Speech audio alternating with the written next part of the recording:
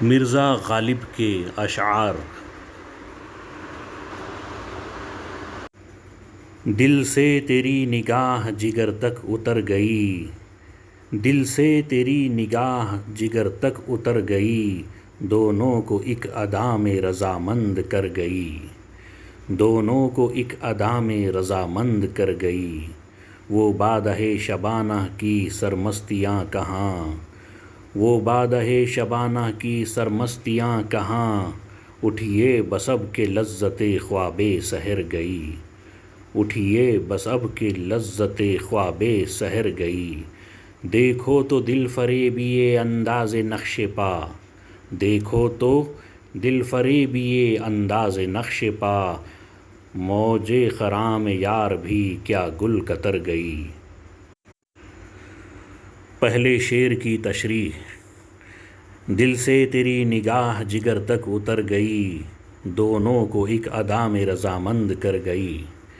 غالب نے اس شعر میں محبوب کی تیز نگاہ کی اثر انگیزی کو ظاہر کیا ہے۔ کہتے ہیں کہ اس کی ایک ہی نگاہ عاشق کے دل اور جگر کو پار کر جاتی ہے، اور عاشق دل و جان سے محبوب پر فریفتہ ہو جاتا ہے۔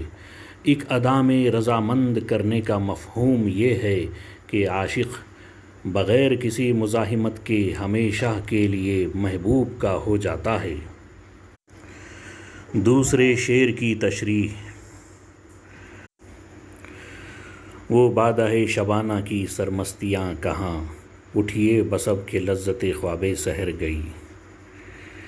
اس کی تشریح یہ ہے، غالب گزشتہ زمانے کو یاد کر کے کہتے ہیں کہ وہ دن گئے جب تمام رات بادہ نوشی ہوتی تھی اور صبح تک یہ شغل جاری رہتا تھا، اور صبح کے قریب جب ٹھنڈی ہوا چلتی تو دنیا و ما فیہا سے بے خبر ہو کر آرام سے سو جایا کرتے تھے۔ اب حالات بدل گئے ہیں، مے نوشی کے بعد خواب سحر کی وہ لذت کہاں۔ اب حقائق اور بدلے ہوئے حالات سے آنکھیں چار کیجیے اور وہ دن بھول جائیے جب عیش و عشرت کے مزے لیا کرتے تھے۔ تیسرے شعر کی تشریح۔ دیکھو تو دل فریبی انداز نقش پا، موج خرام یار بھی کیا گل کتر گئی۔ غالب نے اس شعر میں محبوب کی چال کی خوبصورتی کو ایک اچھوتے انداز میں بیان کیا ہے۔ محبوب کی چال کو پانی کے بہاؤ اور موج سے تشبیہ دی ہے۔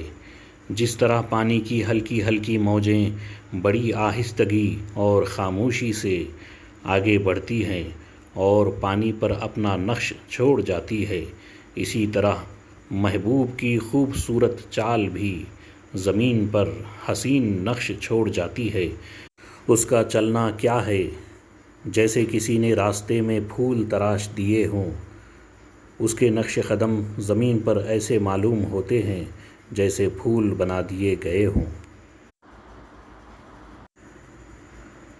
سامعین، اسی غزل کے باقی 4 اشعار اگر آپ سننا چاہتے ہیں تو ہمارے اس ویڈیو کو لائک کریں اور زیادہ سے زیادہ شیئر کریں اور ہمارے چینل کو سبسکرائب کریں۔ آداب۔